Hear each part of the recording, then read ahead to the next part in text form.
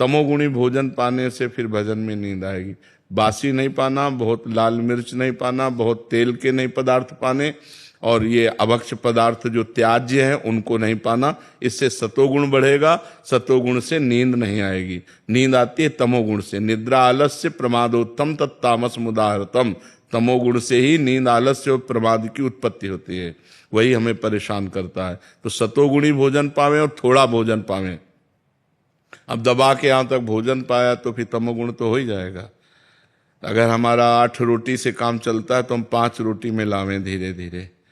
वैसे 24 घंटे में शोध किया गया तो 400 ग्राम अन्न से भरपूर स्वस्थ जीवन चल सकता है। पर अपने देखो किलो 2 किलो तो एक बार में हो जाता है, सब्जी दाल सब मिला के खान पान।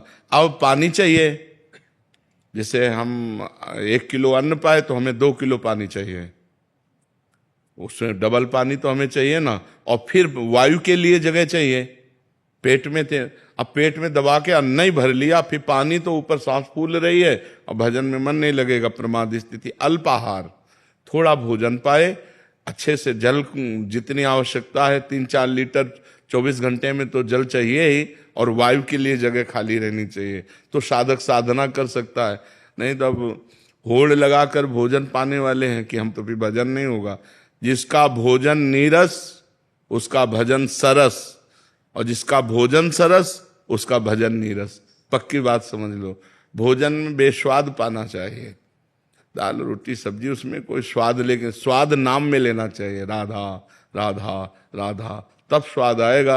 अब अभी तो भोजन और भोग यही 2 पिंड नहीं छोड़ रहे, रसेंद्री और जनेंद्री के भोग यही पिंड नहीं छोड़ रहे, तो खूब नाम बढ़ाओ आगे, धीरे धीरे ठीक हो जाएगा। अनिल जी गुरुग्राम से। राधे राधे। महाराज जी आपके चरणों में कोटि कोटि प्रणाम। महाराज जी कृपया बताएं कि भक्ति को बढ़ाने के लिए कितना इंसान का सामर्थ्य है और कितना प्रभु कृपा का योगदान है। जितनी श्वासें हैं और जितना हमारा प्रयास भगवान ने हमें प्रयत्न दिया है कि हम कर सकते हैं, वो भगवान जानते हैं और आप जानते हैं। भगवान ने आपको दिया है इसलिए वो जानते हैं, आप में जितना है वो आप जानते हैं। क्या नाम जपने के लिए किसी ताकत की जरूरत है? तो बस अगर हर समय हमारा नाम स्मरण चल रहा है, तो नारद जी ने भक्ति सूत्र में बताया, तदर्पिता अखिलाचारिता तद्विस्मरणेन परम व्याकुलते थे। ये भक्ति का लक्षण बताया। नवधा भक्ति तो है, लेकिन उस भक्ति में विशेषता क्या है? बोले तदर्पिता अखिलाचारिता। जितने आचरण हैं, जितने कर्म हैं, वो सब भगवान की प्रियता के लिए और भगवान को समर्पण करने के लिए। ये नहीं कहा कि ये कर्म नहीं, जितने तद अर्पिता अखिला, जितने भी कर्म हैं वो अब आपकी प्रियता के लिए कर्म नहीं होने चाहिए, वो भगवान की प्रियता के लिए कर्म होने चाहिए। अपनी प्रियता छोड़कर इष्ट की प्रियता के लिए जो कर्म किए जाते हैं वो भक्ति है। जो अपने लिए किए जाते हैं वो शुभ अशुभ कर्म हो जाते हैं। तद विस्मरणेन परम व्याकुलते, ये बहुत पॉइंट की बात है। भगवान का स्मरण छूटने पर परम व्याकुलता पैदा हो जाए।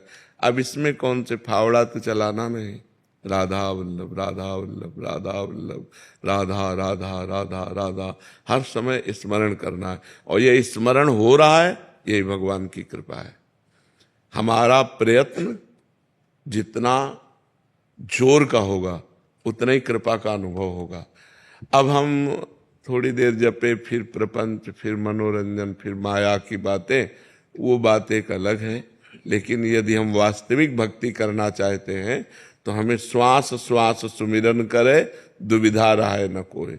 अगर हर श्वास में अधिक से अधिक नाम जप करे तो भगवत प्राप्ति में दुविधा नहीं रहेगी। भक्ति का पूर्ण स्वरूप यही है कि हमारा प्रयत्न प्रमाद में न बदलने पावे। कोई आनंद आया नहीं, कोई भगवत दर्शन हुए नहीं और प्रतिकूलता आती चली जा रही, प्रमाद ना आने पावे, बराबर प्रयत्नशील रहे, तो वो कृपा पात्र जन भगवान की कृपा में डूब जाता है। हरिवंश कृपा हरिवंश का है, कृपा से ही हम हरिवंश बोल पाएंगे, कृष्ण कृपा से ही कृष्ण बोल पाएंगे। और जय कृष्ण तेई नाम अगर कृष्ण नाम चल रहा है तो साक्षात कृष्णचंद्र जो हमारी जिह्वा पे विराजमान है। हमें निरंतर नाम जप करना चाहिए, अपने हर आचरण भगवान को समर्पित करने चाहिए। यही भक्ति का स्वरूप है। प्रयत्न हमारा, कृपा भगवान की। जो प्रयत्न हो रहा है वो भी कृपा से ही हो रहा है, ऐसा अनुभव करें। समझ पा रहे हैं आप? राहुल जी अलीगढ़ से। राधे राधे महाराज जी। महाराज जी, श्री नरसिंह मेहता जी जैसी निश्चिंतता कैसे आती है? जब हम पूर्ण रूप से भगवान को समर्पित हो जाते हैं, हमारी कहीं ममता नहीं होती। नरसिंह मेहता जी का लड़का मरा तो करताल उठाकर नाच रहे, बड़ा भला किया गोविंद ने, गोविंद ने बड़ा भला किया। क्योंकि कहीं ममता नहीं, पुत्र में, पत्नी में, बेटी में, परिवार में कहीं ममता नहीं। एकमात्र भगवान में आसक्ति है और भगवान में समर्पण है। दूसरों के प्रति भगवत भाव और निरंतर भगवान का चिंतन, भगवान का आश्रय, कहीं कोई ममता आसक्ति नहीं तो आ जाएगा। पर ये बहुत कठिन बात है। अपने शरीर में ममता, शरीर संबंधियों में ममता, भोगों में आसक्ति, नाना प्रकार का प्रपंच भरा हुआ है। अभी भगवान का आश्रय कहाँ है? धन का आश्रय, बल का आश्रय, नाना प्रकार की व्यक्ति वृत्ति, जो व्यक्ति हैं या अंदर की वृत्ति, इनका आश्रय, भगवान का आश्रय कहाँ है? जब संपूर्णतया न किसी व्यक्ति का न किसी वृत्ति का, एकमात्र भगवद आश्रय, तब भगवान की कृपा का अनुभव होता है। अब उनके आगे भात भरने का पर्चा आया, ठाकुर जी के सामने रख दिया, आपका जैसा मन हो, भर दिया ठाकुर जी ने भात। उनके बेटे का ब्याह था, उनका हमसे नहीं होने वाला, आप जानो, हमें आपका भजन नहीं छोड़ना है, आप जानो। तो भगवान ब्याह में थे, नरसिंह मेहता के बेटे के ब्याह में भगवान स्वयं थे। है? हाँ, तो इसी को तो भजन के द्वारा भगवान में समर्पित करना है। खूब भजन करो, ये समर्पित हो जाएगा। जितना भजन करोगे उतना ही दिमाग समर्पित होगा भगवान में। और भजन, हमने तो मांस छोड़ दिया है, पर हमारे माता पिता बोलते हैं कि बलि देनी पड़ेगी देवताओं पे, और जब मकान बनाते तो भी देते नहीं नहीं, सब मूर्खता है बच्चा, ये सब मूर्खता है। नहीं दोगे तो अमंगल हो जाएगा आपका। हम जो तुम्हें बात कह रहे हैं, किसी भी पशु की बलि देने से अगर कहीं मंगल होता हो, हिंसा करने से, ये मूर्खता है, ये मूर्खता है। नाम जप करो, भगवान नाम कीर्तन करो और पशु पक्षियों की भी सेवा करो, तुम्हारा परम मंगल हो जाएगा। हमारा ज्ञान आप पूरी हाँ, बस आप हिम्मत रखते रहना, आप मत करना, आप बस अपने को बचा लो। देखो, पिता हिरण्यकश्यप था, लेकिन प्रहलाद जी का विरोध किया, भक्ति का विरोध किया, तो प्रहलाद जी ने दैत्यराज करके संबोधन किया पिताश्री नहीं। तजो पिता प्रहलाद विभीषण बंधु भरत महातारी। ये बहुत पूर्व जन्म के किसी अशुभ संस्कार का फल मिलता है कि ऐसे माता पिता मिलते हैं जो आसुरी प्रवृत्ति के होते हैं। वहीं घर में रहो, लेकिन आपको असत कार्य नहीं करने, इतने कमजोर नहीं बनना, बिल्कुल नहीं बनना कि हाँ, बिल्कुल नाम जप करो, भगवान तुम्हें सामर्थ्य देंगे। नाम जप करो। कुमार सत्यम जी। राधे राधे। राधे राधे महाराज जी। महाराज जी, मैं भजन गायक हूँ महाराज जी। महाराज जी, मैं समाधान चाहता हूँ कि अगर विवाह की इच्छा ना हो तो विवाह करना चाहिए घर वालों के? नहीं करना चाहिए, नहीं करना चाहिए। यदि हमारी इच्छा नहीं है, तुम किसी दूसरे को अपने बंधन में बांध करके पीड़ा देना ठीक नहीं है। क्योंकि दूसरा तो आपको पति भाव से स्वीकार करेगा, तो वो अपनी इच्छा कुछ रखता है। अगर आप उसकी इच्छा पूर्ति नहीं करेंगे तो उसका तो जीवन बाधित हो गया ना। तो आपको है कि हमें आजीवन ब्रह्मचर्य रहना है, तो आप अपनी रुचि माता पिता से व्यक्त कर सकते हैं। किसी के जीवन में खुलवाड़ नहीं करना चाहिए कि हमें कोई दबाव करके किसी लड़की से ब्याह करा दे और हमारी रुचि है नहीं, हम उसको प्यार दे ना पाए तो उसका जीवन व्यर्थ चला जाए। तो ऐसा नहीं करना चाहिए। अपने माता पिता की प्रियता के लिए किसी की प्रियता को नष्ट ना करे, किसी के जीवन को बर्बाद न करे, खुला अपना जीवन रखना चाहिए। सुनील कुमार गुप्ता जी। राधे राधे। हरे कृष्णा महाराज जी। महाराज जी, अपने गुरु के प्रति श्रद्धा को कैसे बढ़ा सकते हैं अपन? जितना भजन करोगे उतना हृदय पवित्र होगा, उतना ही गुरुदेव से प्रेम होगा। भजन से प्रेम होता है। गुरुदेव कोई सांसारिक व्यक्ति नहीं है कि किसी सांसारिक संबंध में जैसे अपनापन होता है वैसा अपनापन गुरुदेव से हो नहीं। भजन करने से गुरु साक्षात परब्रह्म तस्मै श्री गुरुवे नमः, गुरु परब्रह्म है ये भाव आने लगेगा। जितना गुरु प्रदत्त नाम जप करोगे, गुरु मंत्र जप करोगे, उतने गुरु से प्रेम होगा। जितना पवित्र आचरण करोगे उतने गुरु से प्रेम होगा। जितना संत वैष्णव से निरपराध रहोगे उतने गुरु से प्रेम होगा। कहीं भी अपराध किया जाए वो गुरु के पास जाता है। जब हम किसी वैष्णव संत का अपराध करेंगे तो हमारा गुरु से संबंध खट्टा होने लगेगा। अगर हम वैष्णव संतों की पूजन करेंगे, भावना करेंगे, खूब नाम जप करेंगे तो हमारा गुरुदेव भगवान से प्रीति होने लगेगी, क्योंकि सबके हृदय में गुरुदेव भगवान विराजमान है। अखंड मंडलाकारम व्याप्तमेन चराचरम तत्पदम दर्शितमेन तस्मै श्री गुरुवे नमः। सब में गुरुदेव विराजमान है। किसी का अपराध न बने, खूब नाम जप करो, पवित्र आचरण, तो गुरुदेव से प्रीति हो जाएगी, गुरुदेव से प्रेम हो। गुरुदेव से प्रीति हुई तो भगवान से प्रीति हो गई। गुरु और भगवान दो थोड़ी है, गुरु गोविंद न भेद कराए जी। ऋषभ त्यागी जी, राधे राधे। राधे राधे महाराज जी। महाराज जी, क्या नाम जप ही पूरी पूजा है? संपूर्ण आराधना नाम जप ही है।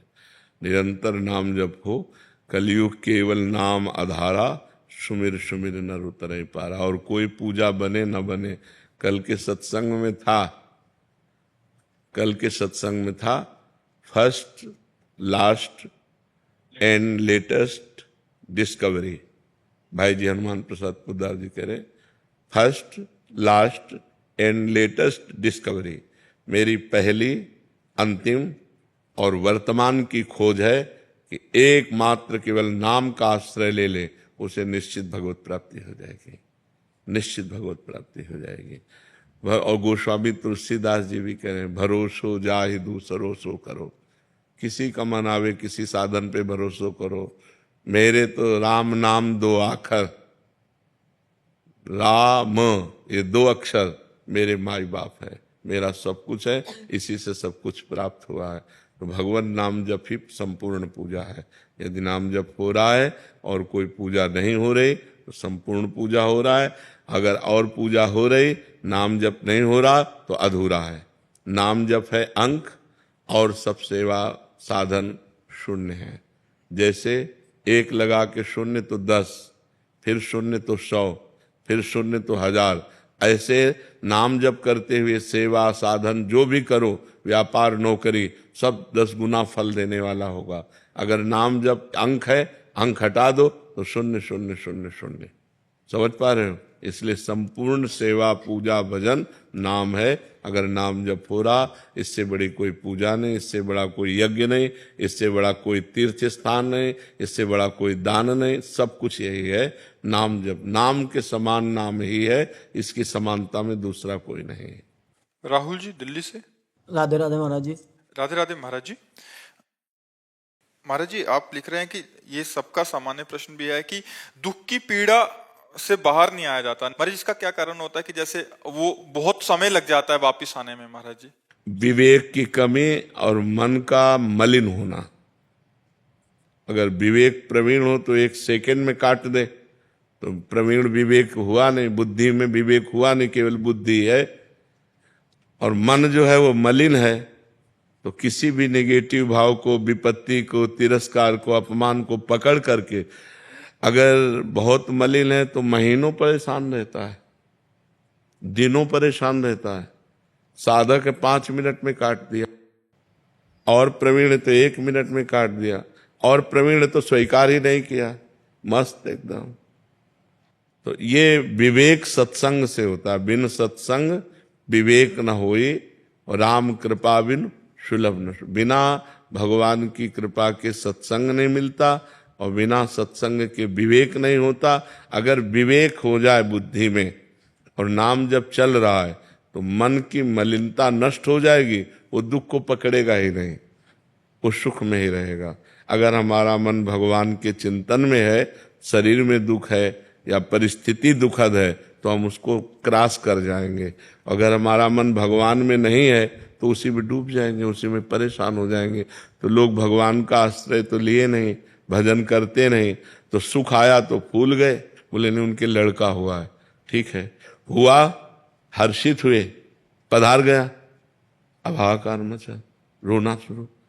ये तो नियम है संसार का, सुख और दुख। तो जब सुख आवे तो ज्यादा फूले नहीं, तो दुख आवे तो फिर उसमें डूबेगा नहीं। तो हम कहते हैं कोई उत्सव मनाओ, कोई भगवत कार्य करो, तो नाम कीर्तन, भगवान का यश कीर्तन, भगवान की कथा वार्ता और भक्तों की सेवा, तो तुम्हारा जीवन सार्थक हो जाए। तो अपवित्र मन दुख को पकड़ता है और पवित्र मन सुख को, भगवान के सुख को पकड़ता है। भगवान का सुख ऐसा है जो सांसारिक सुख दुख से निवृत्त कर देगा।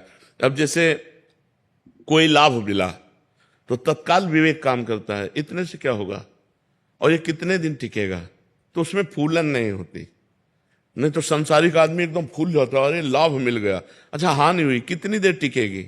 जब सुख नहीं टिका तो ये कितनी देर टिकेगी। हम डटकर इससे लड़ते हैं और इस विपत्ति से, इस दुख से, इस हानि से हम परास्त नहीं होंगे, क्योंकि विवेक काम कर रहा है और विवेक सत्संग और नाम जप से होता है। तो नाम जप और सत्संग करो जिससे तुम्हारा मन पवित्र रहे, दुख का स्पर्श ना करे।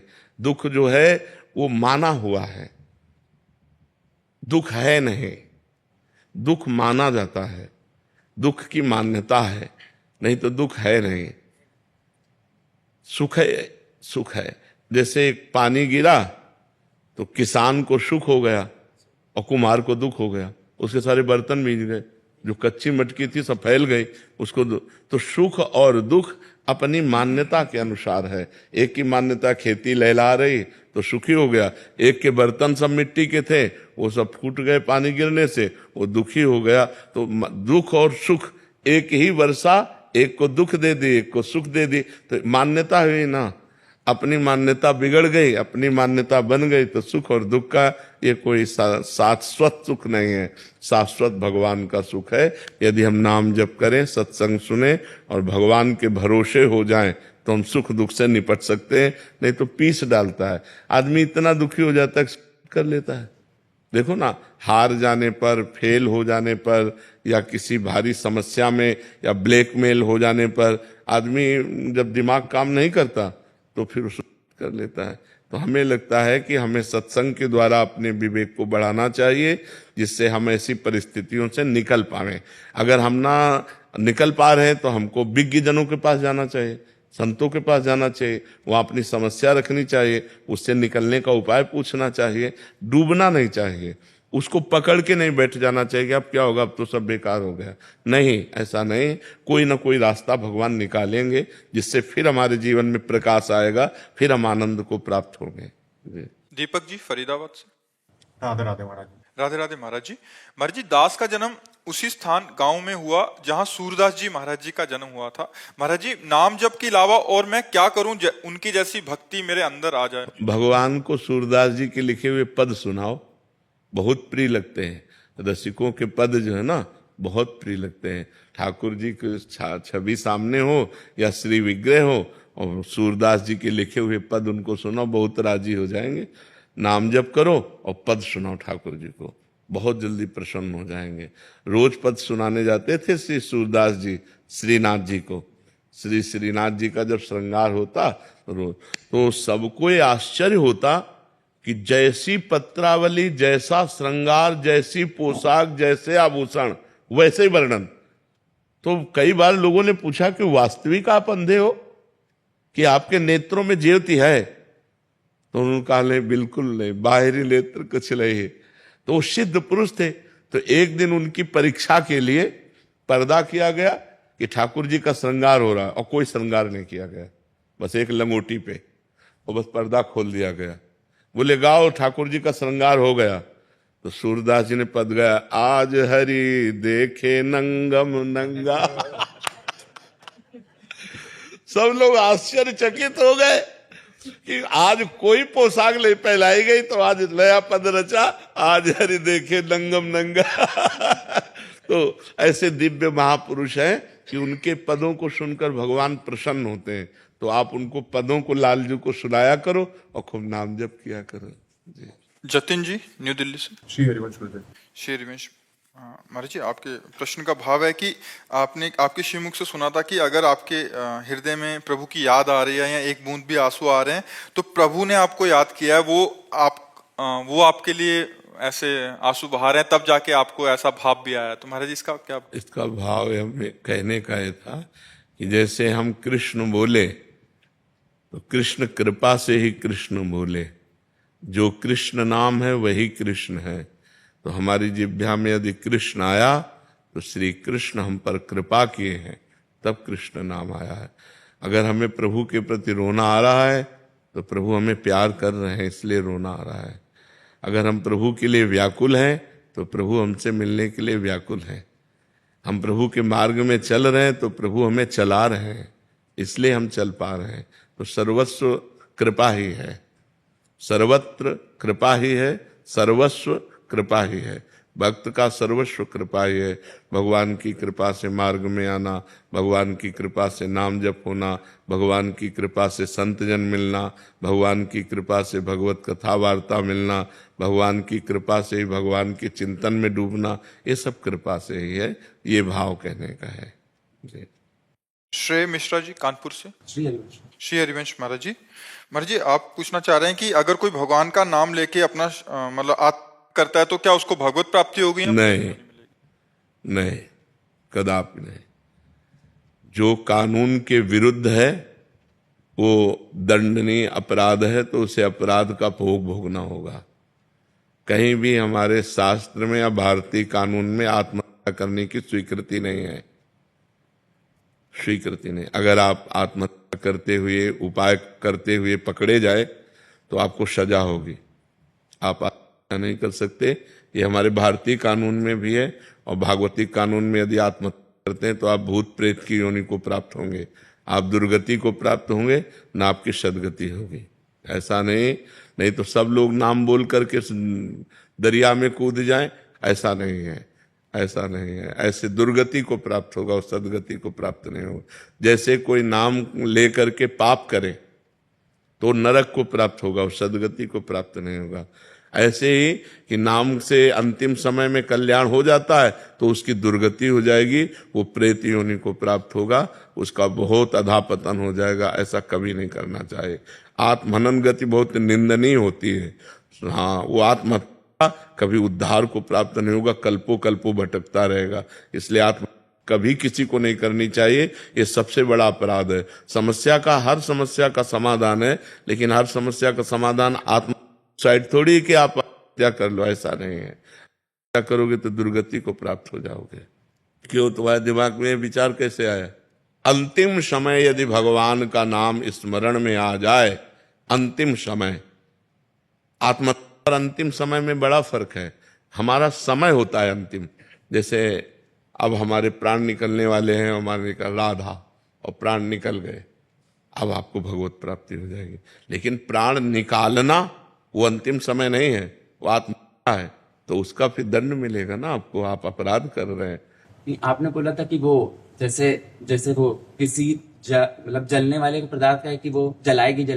हाँ। और आपने बोला था राधा नाम का वो तारना ही है। हाँ, तारना है। तो कानून के विरुद्ध, कानून के विरुद्ध थोड़ी नहीं। जैसे जहर है ना, तो अगर उसे वैद्य शोध के दे तो दमा आदि बीमारियों के काम में आ जाता संख्या, और ऐसे खा लो तो मर जाओगे ना।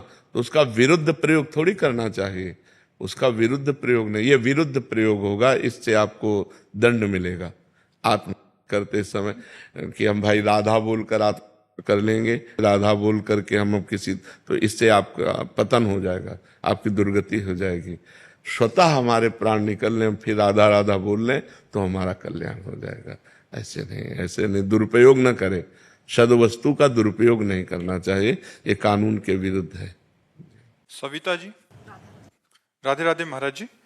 महाराज जी, क्या किसी का प्रारब्ध इतना बलवान होता है कि पीढ़ी की पीढ़ी उसका फल मिले? नहीं, ऐसा नहीं होता। स्वयं को भोगना पड़ता है, पीढ़ी को नहीं। जैसे पिता ने पाप कर्म किया और पूर्व जन्म का दुख पुत्र को भी बधा है, तो ऐसे पिता का पुत्र बनेगा कि उसके आचरण का उसे जीवन भर दुख भोगना पड़ेगा। पिता कर्जा किए हुए था, पिता अपराधी था, पिता बहुत प्रकार के दुराचार किए हुए था, तो उस पुत्र को जीवन भर दुख भोगना पड़ेगा। प्रॉपर्टी छिन जाएगी लोगों को, कि समाज में कि उसी का तो लड़का है ना जिसने ऐसा किया था, तो जीवन भर उसको, तो ये कर्म संस्कार उस जीव के पूर्व से लगे हुए हैं, तो वो पुत्र बनता है आकर, वो पिता बनता है आकर, ऐसा। अब पीढ़ी दर पीढ़ी, ऐसा नहीं कि पाप करे कोई और पीढ़ी दर पीढ़ी वो भोगता रहे, ऐसा। हम तो सत्कर्म कर रहे हैं, बट मतलब अभी तक कष्ट ही कष्ट मिल रहे हैं। हाँ, तो आपने आज सत्कर्म किया, पीछे दुष्कर्म किए, तो उनको कौन भोगेगा? पीछे जन्म में दुष्कर्म किया, पीछे कमाई है ये। अभी की कमाई तो आपकी अच्छी है, मान लो सत्कर्म कर रहे हैं, लेकिन पीछे बुरे कर्म किए पूर्व जन्म में, तो भोगना नहीं पड़ेगा? तो भोगना तो पड़ेगा, अवश्य में भोक्तव्यम कृतम कर्म शुभाशुभम। किसका प्रश्न है? हाँ, तो भोगना तो पड़ेगा ही ना। आज सत्कर्म कर रहे हैं, लेकिन पीछे हमारे बुरे कर्म रहे, तो उनका दंड भोगना पड़ेगा। तो भोगना अवश्य में भोक्तव्यम, भोगना पड़ेगा। अच्छा, एक बात ये बता दो कि गोरे दाऊ जी श्याम काहे बने? मैया मोए दाऊ बहुत खिजायो, मोसों कहे तो मूल को लीनो, तू जस मतलब जायो। गोरे नंद यशोदा गोरे, तू कित पारो आयो। पहलो एक कारण ये है, दूसरो कारण ये है कि छोटे बड़े भैया को कर्तव्य रहे छोटे भैया की रक्षा करवो। तो कंस या कंस को कोई राक्षस आवे को, दो भी आए शैतान आऊं और बिलाऊ, पाषाण पत्थर के है गए। तो बाबा बड़े भागते बास मिलो नंद गाम को, लाड़े ले लाल को चित्त में लाऊं, गुणगान करूं नित ध्यान धरूं, अब तेरे ही द्वार पे शीश नवाऊं। चरणामृत पान करूं मैं सदा, अपनो निज जीवन धन्य बनाऊं। अब ऐसी कृपा करियो नंदलाल, मैं वास सदानंद गाम को। तो जब छोटे लाला की रक्षा के लिए फिर बड़े लाला दाऊ दादा ने अपनो रूप श्री कृष्ण को, दाऊ सो दाता नहीं ब्रज में कोई एक, और दीनन पे रक्षा करे और टारे विघ्न एक। दाऊ दाऊ सब कहे और मैया कहे ना कोई, और दाऊ के दरबार में मैया करे सो हुई। जैसे बाबा के दरबार में जो बाबा के रो हुई है रो। जय दत्त के लाला की जय। आशीर्वाद लेना, 70 साल की उम्र, राजनीति करनी चाहिए नहीं करनी चाहिए? राजनीतिक बात अलग है, राष्ट्र सेवा समझो। राष्ट्र सेवा करनी है हमें, जो पद मिले उसके द्वारा समाज को सुख पहुंचाना और भगवान का नाम जप करना। अगर दोनों कार्य करोगे ना, तो ये हो गई पूजा और इस सुमिरन से हो गई भगवत प्राप्ति। तो समाज सेवा करनी, जैसे सांसद पद है, एमएलए पद है, तो इन पदों के द्वारा हम समाज को सुख पहुंचाते हैं। राष्ट्र सेवा हम कर रहे हैं, हम अपने देश की सेवा कर रहे हैं, अपने नगर वासियों की सेवा कर रहे हैं, भगवान का नाम जप कर रहे हैं। और देखो, आप जैसे इतनी आयु है तो आपको अनुभव भी है, तो आप नौजवानों को सत्मार्ग देना, समाज को सुख पहुंचाना, ये जरूरी है। अगर आप जन न करेंगे तो नौजवानों की बुद्धि तो बेविचार और व्यसन में फैल रही है, बेविचार व्यसन में फैल रही ना, बॉयफ्रेंड गर्लफ्रेंड, ये दुनिया के लिव इन रिलेशन गंदगी में फैल रही, नशा पी रहे हैं और नशे की जरूरत के लिए हिंसा कर रहे हैं, चोरी कर रहे हैं। तो आप जैसे विवेकी जन समाज को सुधारिए, यही सबसे बड़ी सेवा है, और खूब नाम जप कीजिए। प्रशांत जी। राधे राधे। राधे राधे महाराज जी। महाराज जी, भारत हमेशा धर्म, समृद्ध और विश्व कल्याण हेतु अग्रसर रहा है। महाराज जी, भारत में गरीबी और भूखमरी की समस्या है। भारत में नहीं, पूरे टोटल आप ऐसे बोल सकते हैं, लेकिन आप पर्सनल में देखिए, प्रत्येक व्यक्ति क्या धर्म से चल रहा है? गरीबी है लेकिन 100 रुपया की शराब पी के आ रहा है। आप विचार करो, परिवार में बड़ी समस्या है लेकिन वो व्यभिचार प्रवृत्ति से युक्त है, वो हिंसा प्रवृत्ति से युक्त है, वो गलत आचरण करता है, तो इसका दंड तो भोगना ही पड़ेगा ना। ये धर्मात्माओं का देश है, ये धर्मशील देश है, ये कर्म भूमि है। अन्य देशों को ऐसा नहीं कहा गया, हमारे शास्त्रों में भारत को कर्म भूमि कहा गया है।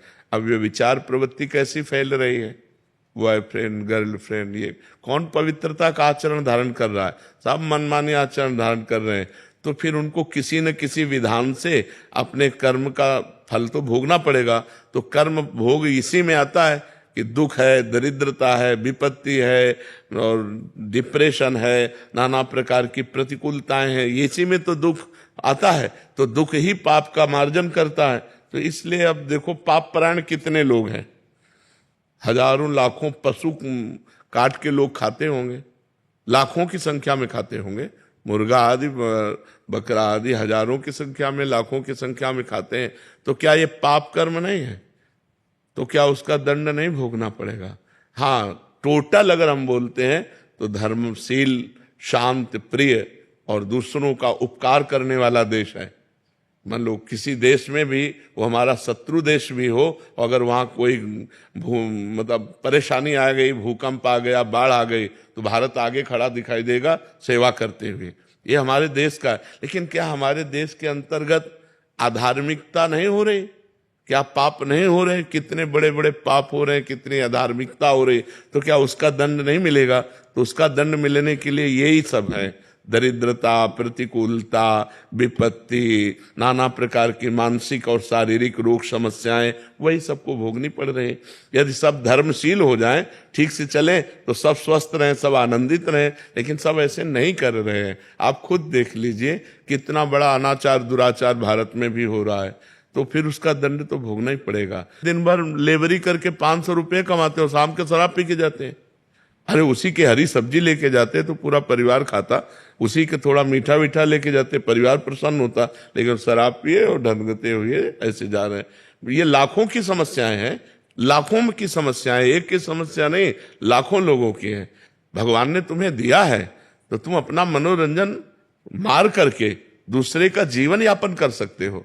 हजारों ऐसे हैं जो बीमारी से परेशान है और अर्थ की अव्यवस्था है, और तुम 50,000 फूक रहे हो। भगवान ने तुम्हें दिया है माना, तो तुम 50,000 मनोरंजन में फूक रहे हो। यदि उनको दे देते तो गरीबों के घर बस जाते। तो ऐसे कितने लोग हैं जो विचार नहीं कर पा रहे कि हम अपने भारत का सहयोग करें।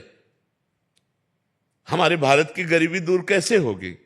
जिनके पास अपार धनराशि है वो गरीबों को ऐसी व्यवस्था करे। तो ऐसी मति गति कहाँ है? तो इसलिए टोटल तो हम कह सकते हैं कि हमारा देश धार्मिक देश है, शांति प्रिय देश है और दूसरों का उपकार करने वाला देश है। लेकिन सब नहीं है, इसीलिए सब भोग रहे हैं, इसलिए अपने अपने कर्मों का फल भोग रहे हैं। रमेश जी नोएडा से। श्री हरिवंश।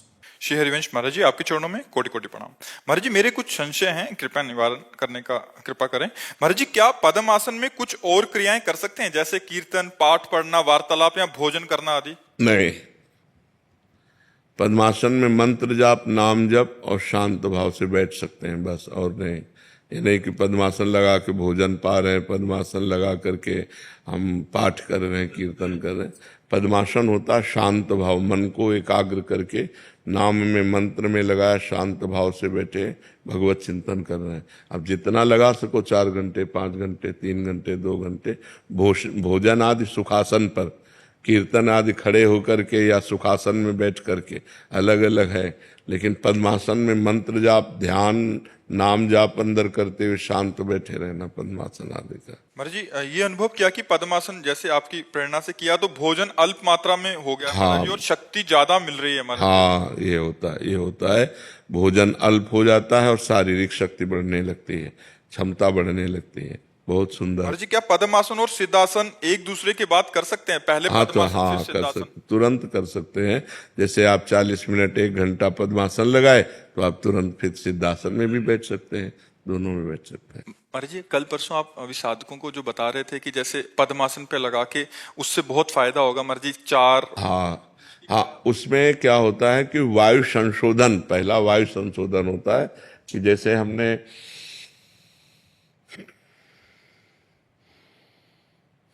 ये 2 बार हुआ, ऐसा 10 बार करे आसन में बैठ करके, ये वायु संशोधन हुआ। फिर अगर 4 बार प्राणवायु को नाम लेते हुए घसीटे और 4 चौको 16 बार बीच में रोके और 8 बार निकाले, इसे प्राणायाम की प्रथम पद्धति कहते हैं। इससे बहुत लाभ मिलेगा, शरीर स्वस्थ रहेगा और भजन में मन लगेगा। और महाराज जी, ये मतलब 10 बार एक साथ करना है महाराज जी? हाँ, 10 बार एक बार, पर अभ्यास करने के लिए 1-1, 2-2 से शुरू करें। गृहस्थ आश्रम में भी कर सकते हैं? आराम से कर सकते हैं, बहुत सरल है। मतलब 2 प्राणायाम कर ले, फिर 3 कर ले, फिर 4 कर ले, धीरे धीरे 10 की संख्या में पहुंचे। पर वो स्वास्थ्य लाभ क्या क्या मिलेगा इससे? इससे सबसे पहला लाभ होगा कि मन शांत होने लगेगा, शरीर निरोग होने लगेगा, प्राणवायु बलिष्ठ सूक्ष्म हो जाएगी और भजन में मन लगने लगेगा, ब्रह्मचर्य ठीक हो जाएगा। बहुत से लाभ ही लाभ है इसमें। हानि तब है जब इसके व्यतिक्रम कर दे। अब जैसे आपने प्राणायाम किया